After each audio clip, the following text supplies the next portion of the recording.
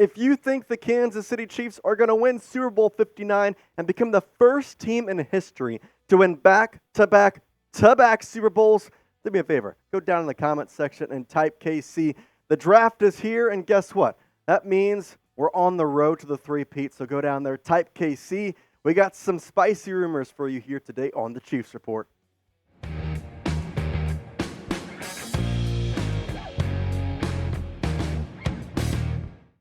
Really do appreciate you hanging out with us as draft week is now here. I am your host, Jace Andrews, and man, it's been a long time coming. Obviously, from February 13th to now, doesn't seem like that long, but it felt like a century, because without football, man, time moves slow. But finally, we get a little bit of action with the 2024 NFL Draft. Now, the Kansas City Chiefs, 7 total picks in this year's draft, including their first 4 picks all their own. They have a pick in the 5th round from Dallas, a compensatory pick in the 5th round, and then a 7th round pick from Tennessee.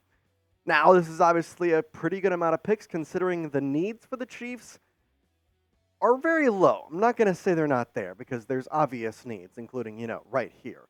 But wide receiver, left tackle, cornerback, running back, I'd argue that, honestly, left tackle, cornerback, and running back are probably fine, but I really do feel like you need to emphasize the wide receiver here. Now, why do I say this? Why do I constantly keep bringing up wide receivers? Well, because I know the torture that we all had to go through in this past season, watching drop after drop after drop, and I don't want to see that again. And there's also a bigger problem at hand as well, because right now, this is your wide receiver depth chart. However, as we'll get into, I really doubt Rashee Rice is going to be there week 1 and potentially maybe a good half of the season at least. Now, Hollywood Brown's obviously a good addition, but he has not played a snap with Patrick Mahomes yet. We know Kadarius Toney and Sky Moore and what they did last year, and obviously don't trust them fully yet. Justin Watson, maybe the most, I'm not going to say respectable because I think Hollywood Brown's better, but in terms of trustworthiness, probably he's the one right now because did pretty well last year, and he actually played with the Chiefs. Hollywood, as much as I expect him to, I don't know if I can fully say, oh, yes, he's going to succeed yet, because I haven't seen it. Good news is the draft is here, and with that, Adam Schefter had a little bit of rumors to throw at us and talk about now. Obviously, there's a lot of stuff that he kind of goes into, and I would say maybe behind Mel Kiper, but if you want to ask my opinion, I think Adam Schefter has jumped Mel Kiper in terms of knowledge and insight into the NFL, especially the draft. So I truly do value his opinion. Here was the headline for his portion on the Chiefs. Expect the Chiefs to keep a close eye on wide receivers. This is obvious, but I think he even went a little deeper and said something that you may not like. Let's go to the quote here. Rashee Rice's looming legal issues and potential NFL discipline could push the Chiefs to look even harder at a wide receiver early in this draft. On top of the legal issue and lawsuit he is facing, Rice is expected to be disciplined by the NFL, resulting in at least a multi-game suspension, end quote. The big one there, Rice is expected to be disciplined by the NFL. There's your confirmation. If we already didn't know, now we know. Now, if you're confused, if you haven't heard, if you've lived under a rock, Rashee Rice is in a little bit of trouble right now. He was involved in a hit-and-run accident when he was going over 100 miles an hour on March 31st in Dallas, Texas. He's now facing 8 charges, including 1 count of aggravated assault and a lot of others that aren't exactly the greatest to hear. He was released on bond after turning himself in, but there's a lot of things that have to go in besides that. Now, with Rashee Rice, we don't know what the full extent of this is. We don't know if he's going to get acquitted on all these charges. We don't know if these are going to take him out for a long time. I mean, we truly just have no way of knowing right now. But it's not looking good, at least for the immediate future, and that's what Brett Veach and the Chiefs have to consider, considering you have to go into this year looking at the wide receiver room. That's a problem. Adam Schefter then continued on in his statement saying, quote, Kansas City, which owns the number 32 pick, would have been expected to look for wide receiver help even before Rice's troubles. The team had the most drops in the league, 38 last season. Now it sounds like it's the right draft to add a wideout. Asking to assess the wide receivers in this class, Chiefs general manager Brett Veach said, quote, I think it's one of the deeper classes. There is a large group of receivers in the first 50 picks that we have great grades on. Then I think there's another pocket right behind that, end quote. I'm expecting a wide receiver at pick number 32. I'm expecting it. And if it's not, I'm going to be a little upset unless there's some other things that happen. Let's say, for some reason, 8 wide receivers go in the first round, and you're at pick 32, and your best choice is a Keon Coleman or something like that. Maybe then I go offensive tackle because I think that may be better value at that time. But if things go as I see them going, you do one of two things. You draft a wide receiver at pick number 32, Xavier Legette, maybe a Troy Franklin, potentially if 80 falls, or you trade up to go get 80, to get Brian Thomas Jr. Somebody in that range you can go and get. That's the way I see it happening. Any other way, I'm going to be a tad upset. Do you want the Chiefs to draft a wide receiver at pick number 32? Is this the right thing to do? Let me know down in the comments section. Y for yes if you think this is the right thing. In for no if you think wide receiver is not the choice at pick number 32. Let me know down in the comments. All right, well, if you're looking for some playoff tickets, I got you covered. Obviously, NHL playoffs, yeah, they're on. NBA playoffs, yeah, they're on. Well, guess what? You shouldn't have to worry about buying tickets to your next big event. And GameTime is the fast and easy way to buy tickets for all the sports, music, comedy, and theater events in your area. With killer last-minute deals, all-in prices, views from your seat, and their best price guarantee, GameTime takes the guesswork out of buying tickets. Now, obviously, we all know how tough getting tickets can be, especially to playoff games. But, hey, that's all right. But guess what? In Kansas City, you got a dang good baseball team with the Royals, and they are selling tickets pretty cheap right now for a midweek game. So go check them out. Bobby Witt Jr. looks absolutely incredible. Perez, man, he's still cooking. He seems like he's been in the league for a while, but that catcher is still hitting absolute nukes. Go check him out. You can go get a GameTime. You can get $20 off your first purchase as well with code CHATSPORTS. They've got last-minute ticket deals, flash deals, zone deals. Plus, it's easy to find and buy tickets for every kind of event in your area, not just sports. So you want to go to a concert, a theater event, maybe something else, a comedy event? Guess what? They got you covered. They've got deals on tickets right up to the start of the event, and even an hour after it starts. It's the place to find last-minute seats. Take the guesswork out of buying tickets with GameTime. Download the GameTime app, create an account, and use code CHATSPORTS for $20 off your first purchase. Terms apply. Again, create an account and redeem code CHATSPORTS, CHATSPORTS, no spaces, for $20 off. Download GameTime today. Last-minute tickets, lowest price guarantee.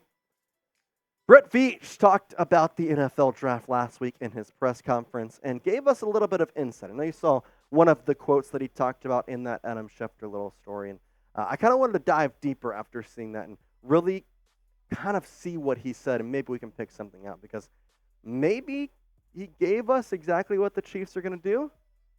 Let's see what he said. He said this, quote, "I think there's some depth at cornerback, middle to later on in the draft. The talent at offensive lineman is really good early, so there will be a late run on those guys, but it tails off a little bit after that. I think it's a better defensive line class than what we've seen in the past. There's some good mid-round depth there.